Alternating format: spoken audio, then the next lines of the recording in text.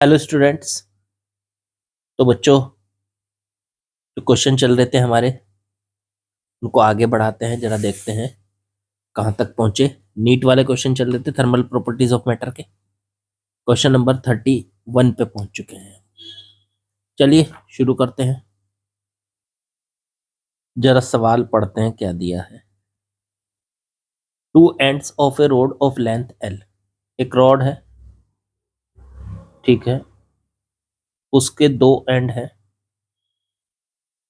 Okay, और उसकी length L है। यूनिफॉर्म क्रॉस सेक्शनल एरिया है। इसका जो ये एरिया है, ये वाला, ये ए है, पूरे में एक जैसा। एक तरफ का टेम्परेचर T1, दूसरी तरफ का T2, और T1 T2 से बड़ा है। तो उसमें हीट का ट्रांसफर रेट जो होता है, इसमें हीट के चलने का जो रेट है, वो किस फॉर्मूले से निकलता है? अरे ये तो सीधा सीधा पूछा है। स्टेडी स्टेट में जब किसी रोड का दोनों कॉर्नर का टेम्परेचर हमें पता होता है, एक कॉर्नर का ज्यादा एक का कम, तो उसमें जो हीट के चलने का रेट होता है, dQ/dt, या Q/T भी लिख सकते हैं इसको। इसका पिछले वीडियो में भी हमने कई सवाल किए थे। वो फॉर्मूला होता था KA T1 - T2 इस Q/T को, ये हीट के चलने का रेट है। आप Q/T को dQ/dt भी लिख सकते हैं, dQ/dt भी लिख सकते हो आप इसको। ये है KA T1 - T2 फॉर्मूला है सीधा सीधा, और चेक कर लो। dQ/dt KA T1 - T2 कहाँ है, ये तो है नहीं, क्योंकि इसमें तो ऊपर है। KA T1 - T2 option number D correct. एकदम आसान सा सवाल था यार, सीधे सीधे फॉर्मूला है बस। चलो आगे बढ़ो। चलिए अगले सवाल पे आते हैं। इसमें क्या दिया है इसने? An electric kettle takes 4 ampere current at 220 volt. मतलब एक इलेक्ट्रिक केटल है, मान लीजिए ये केटल है, ये इसकी वायर है। इस वायर में 4 एम्पियर का करंट चलता है जब इसको 220 वोल्ट पे जोड़ा जाता है। 220 वोल्ट के स्विच से इसको कनेक्ट, मतलब 220 वोल्ट की करंट के साथ इसको जोड़ते हैं, तो इसमें 4 एम्पियर का करंट चलता है, ठीक है। How much time will it take to boil 1 kg of water from temperature 20 degree to the temperature of boiling water is 100 degree. मतलब 1 किलो 1 kg वाटर इसके अंदर डाला हुआ है हमने, 1 kg। इसको, इसका टेम्परेचर फिलहाल 20 डिग्री है, और उसको बॉईल करना है, मतलब 100 डिग्री सेंटीग्रेड तक ले जाना है। तो कितना टाइम लगेगा? पहली बात तो ये सोचो, जब हमको करंट दिया हुआ है और वोल्टेज दी हुई है, तो इससे हमें जो हमारी इलेक्ट्रिक केटल है उसकी पावर पता चलेगी।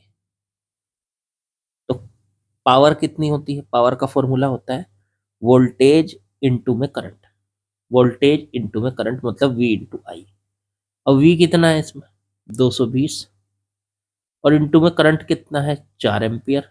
दोनों को मल्टीप्लाई कर लो, 880 वॉट की ये केटल है। इसका मतलब इस केटल की जो पावर है वो 880 वॉट है, ठीक है। अब हमें क्या करना है? 1 kg वाटर को गर्म करना है, तो हमें कितनी हीट की जरूरत है सोचो। हमें हीट चाहिए, हीट का फॉर्मूला होता है Q = MS∆T। M कितना है इसका? 1 kg। S कितना है वाटर के लिए? वाटर के लिए S की वैल्यू क्या होती है? तो वो होती है 1000 कैलोरी, या उसमें कर लो जूल पर, उसमें कर लो, काम करो इसको, 4200 जूल पर kg पर डिग्री सेंटीग्रेड। ये एस की वैल्यू होती है, आपको पता होना चाहिए एस की वैल्यू वाटर के लिए कितनी होती है, 4200 जूल पर केजी पर डिग्री सेंटीग्रेड। ठीक है, तो एस की वैल्यू रख दी इंटू डेल्टा टी। हम वाटर का टेम्परेचर कितना बढ़ाना चाहते हैं, 20 से 100 करना चाहते हैं, तो 100 T2 - T1 -20 डिग्री सेंटीग्रेड से डिग्री सेंटीग्रेड कट गया, केजी से केजी कट गया, आंसर आ गया 4200। ये जूल है और इनटू में यहाँ 100 - 20 कितना बचा, 80। इतने जूल की हीट की हमें जरूरत है, 4200 इंटू 80, इतनी हीट हमको चाहिए। अच्छा, पावर का फॉर्मूला होता है, अच्छा देखो ये हीट कहाँ से मिलेगी, तो ये कैटल की पावर है ना जो 880 वाट, इससे ये हीट मिलेगी। क्यों, क्योंकि पावर का फॉर्मूला होता है हीट बटे टाइम। ठीक है, अब हमें अगर टाइम निकालना है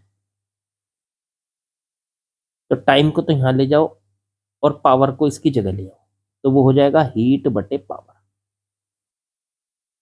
अब टाइम आ गया, हीट कितनी है 4200 इंटू 80 और बटे में पावर कितनी थी 880, ये इससे कटा, 8 से इसको काट लो 11, ऊपर बचा 4200 और बटे में 11, इतने सेकंड। लेकिन आंसर जो दे रखा वो मिनट में दे रखा, तो 60 से डिवाइड कर दो इसको, 4200 बटे 11 इंटू 60, 0 से 0 कटी, 6 से इसको काट लो, 70 आ गया ऊपर, तो 70 बटे 11 मिनट बन गया। अभी पहले सेकंड था, 60 से डिवाइड करके ये मिनट बन गया। इसको डिवाइड करके देखो कितना बैठ रहा है, 6.3 मिनट के करीब बैठ रहा, डिवाइड करके देख लो, तो 6.3 मिनट, मतलब option number A is correct. अच्छा सवाल है, ऐसे कंसेप्ट पे सवाल काफी बार पूछ लिया जाता है बच्चों। ठीक है, चलो आगे बढ़ते हैं। चलिए बच्चों अगले सवाल में आते हैं, आसान सा सवाल है, ऐसा सवाल हम पिछली वीडियो में भी करके आए हैं। इन्होंने कहा कि सन एक स्फेरिकल आउटर सरफेस है उसकी, मतलब वो गोल है। ओके, सन की रेडियस है small R, radiating like a black body, black body की तरह टी टेम्परेचर दे रखा है उसका, टी डिग्री सेंटीग्रेड, और उसमें से लगातार रेडिएशन निकल रहा है, हीट निकल रही है। अब यहां से इसके इन्होंने बोला the power received by a unit surface at distance R, अगर इससे आर डिस्टेंस पे हम, कैपिटल आर डिस्टेंस पे यहां पे देखें कि हमें कितनी पावर मिल रही है पर यूनिट एरिया, क्योंकि यूनिट सरफेस बोला इसने, तो पर यूनिट एरिया में कितनी पावर मिले। देखो यहां से जितनी पावर चलेगी वही पावर यहां पे मिलेगी, लेकिन जैसे जैसे सरफेस आगे बढ़ती चली जाएगी पावर पर यूनिट एरिया कम होती चली जाएगी। ठीक है, पावर एक सेकंड में जितनी यहां से निकली वही एक सेकंड में यहां तक पहुंचेगी, लेकिन जैसे जैसे वो आगे बढ़ती चली जाएगी पावर वो कम होती चली जाती है।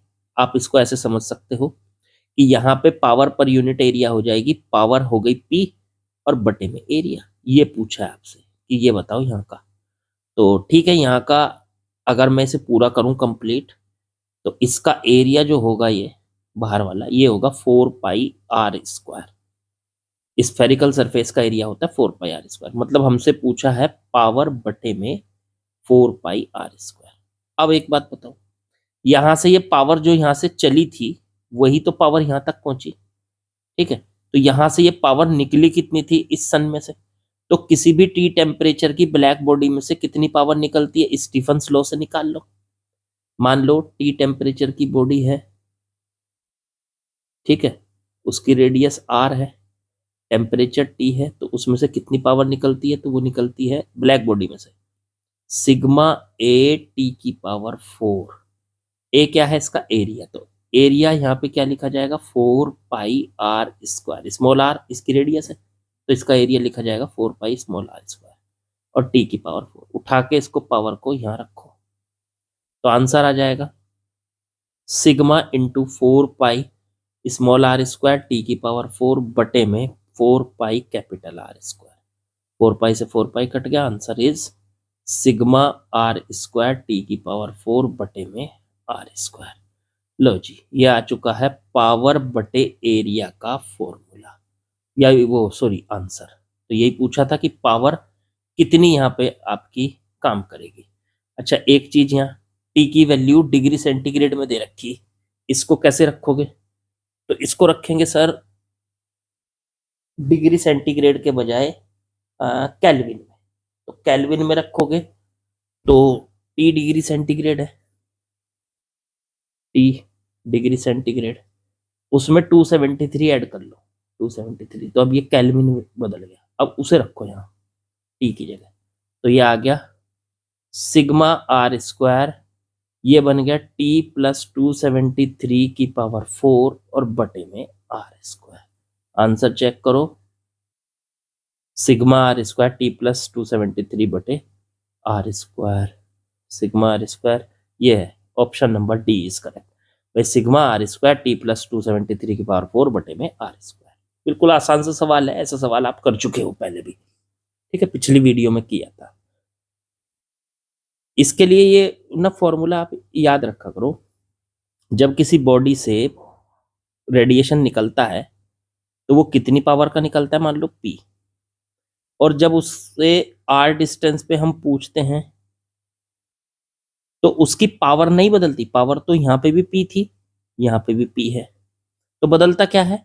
बदलता ही है उसकी पावर बटे एरिया की वैल्यू। यहाँ पावर बटे एरिया कुछ और था, और यहाँ आगे बढ़ते बढ़ते वो पावर बटे एरिया की वैल्यू बदल जाती है। तो यहाँ पावर बटे एरिया कुछ और है, जब पावर को एरिया से डिवाइड करोगे यहाँ कुछ और आएगा, और जैसे जैसे आगे बढ़ोगे पावर बटे एरिया की वैल्यू बदलती चली जाएगी। अब यहाँ का पी बटे एरिया अलग इसलिए है क्योंकि यहाँ का एरिया देखो ये है, ये वाला जहां मैं एरो घुमा रहा हूं, और यहाँ का पी बटे एरिया अलग क्यों है? भाई पावर तो यहाँ से जितनी निकली वो यहाँ तक पहुंचेगी, लेकिन यहाँ का एरिया कम है, इसलिए पी बटे एरिया की वैल्यू यहाँ अलग आएगी। और जब दूर होते चला जाएगा तो एरिया देखो ये बढ़ता जा रहा है, ये एरिया ऐसे घुमाओ, ये एरिया बढ़ गया ये वाला, तो पी बटे एरिया की वैल्यू कम होती चली जाएगी। ये जो पावर बटे एरिया होता है इसको इंटेंसिटी भी बोल सकते हैं, इंटेंसिटी। आई, आई होता है पावर बटे एरिया। तो आप ये भी कह सकते हो कि जैसे जैसे आप दूर होते चले जाएंगे उसमें से हीट निकलेगी, पास आओगे तो इंटेंसिटी उसकी ज्यादा होगी, और जैसे जैसे दूर होते चले जाओगे इंटेंसिटी उसकी कम होती चली जाएगी बच्चों। तो ये आपको ध्यान होना चाहिए फॉर्मूला, ठीक है। चलो आगे बढ़ते हैं। चलिए अगला सवाल है, बड़ा आसान सा सवाल है। क्या कहा है? ए ब्लैक बॉडी इज एट, कोई ब्लैक बॉडी है, ये है मान लीजिए ब्लैक बॉडी, उसका टेम्परेचर दे रखा 727 डिग्री सेंटीग्रेड। अब एक काम करो आप इसमें, इसे केल्विन में बदलो पहले, क्योंकि टेम्परेचर को हमेशा केल्विन में रखा जाता है। 373 और ऐड कर लो तो ये हो जाएगा 1000 केल्विन। तो ये ब्लैक बॉडी है 1000 केल्विन पे, इसमें से लगातार एनर्जी निकल रही है, तो इसकी एनर्जी का निकलने का जो रेट होता है, एनर्जी का रेट निकलने का मतलब क्यू बटे टी कह लो, क्यू बटे टी ये एनर्जी है, और रेट निकालने के लिए टी से कर दो डिवाइड, तो क्यू बटे टी की वैल्यू जो होती है वो क्या होती है ब्लैक बॉडी के लिए? सिग्मा ए टी की पावर 4। मतलब एनर्जी के निकलने का जो रेट है क्यू बटे टी, वो प्रोपोर्शनल है टेम्परेचर की पावर 4 के। अब यही पूछा है कि इनमें से किसके प्रोपोर्शनल है, तो टेम्परेचर कितना है हमारा 1000, तो क्यू बटे टी प्रोपोर्शनल है 1000 की पावर 4 के। तो ये आ गया option number B is correct. आसान सा सवाल था, बहुत ही इजी सा सवाल था, ठीक है, इसको ज्यादा आपको कुछ करना नहीं पड़ा इसमें, इसको सॉल्व करने के लिए, ठीक है। चलो आगे बढ़ते हैं। चलिए आज के लास्ट सवाल पे चलते हैं, क्या दिया है। एक ब्लैक बॉडी है, लो जी, उसका टेम्परेचर दे रखा है 1227 डिग्री सेंटीग्रेड। पहले तो एक काम करो, इसे केल्विन में बदलो। तो 1227 में 273 ऐड कर दो, तो ये कितना बैठ गया, ये बन गया आपका 1500 केल्विन। ओके।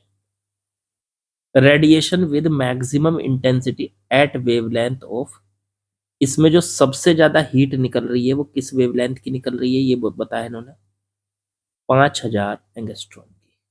ठीक है। If the temperature of body is increased by 1000 degree centigrade, अगर इस बॉडी का टेम्परेचर 1000 और बढ़ा दिया जाए, तो देखो अब इस बॉडी का टेम्परेचर, वही बॉडी है, इसका टेम्परेचर पहले था 1227, 1000 और बढ़ा दिया तो वो हो गया 2227 डिग्री सेंटीग्रेड है, उसको 273 ऐड करके केल्विन में बदल लो, तो वो बन गया 2500 केल्विन। ठीक है, ब्लैक बॉडी का। अब उसके अंदर से निकलने वाली जो हीट होगी, मैक्सिमम हीट, उसकी वेवलेंथ कितनी होगी, पहले वाले की λ1 मान लो, दूसरी हमें निकालनी है λ2। पहले के टेम्परेचर को T1 मान लो, दूसरे को T2 मान लो। भाई साहब यहां लगेगा Wien's law. Wien's law, Wien ने क्या कहा था, उन्होंने कहा था किसी भी बॉडी का टेम्परेचर और उससे निकलने वाली सबसे ज्यादा निकलने वाली हीट की वेवलेंथ, उन दोनों को मल्टीप्लाई करो तो एक कांस्टेंट आता है। ये वीन का फॉर्मूला है। इसको आप ऐसे भी लिख सकते हो, T1 इंटू में λ1 बराबर T2 इंटू में λ2। T1 1500 kelvin, λ1 5000 angstrom. ऐसे T2 2500 केल्विन और इंटू में λ2 निकालना है, तो λ2 आ जाएगा 1500 केल्विन। इसको यहाँ पे इसके बटे में ले जाओ, 1500 केल्विन इंटू में 5000